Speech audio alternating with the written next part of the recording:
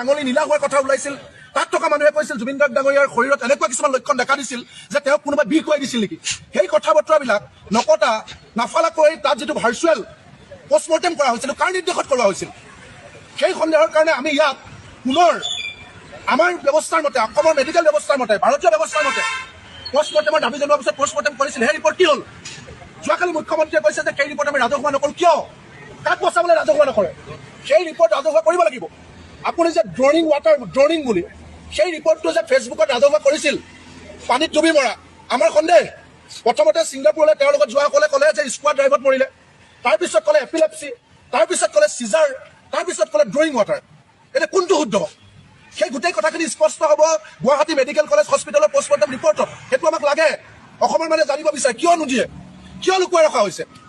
শ্যাম কানু মহন্তৰ বিৰুদ্ধে তদন্ত কৰিবলৈ কিয় থমকি ৰৈছে মুখ্যমন্ত্ৰী? শ্যাম কানু মহন্তৰ নৰ্থ ইষ্ট ফেষ্টিভেলত ৰিণিকী শৰ্মা ভূঞা ডাঙৰীয়ানী ফেশ্বন শ্ব' আছিল বুলি শুনিছোঁ। সেইকাৰণে ক'ৰবাত ৰৈ গৈছে নেকি? ৰাইজৰ প্ৰশ্ন, অসমবাসীৰ প্ৰশ্ন, কিয় শ্যাম কানু মহন্তক পূজা চুটি দিয়া হৈছে?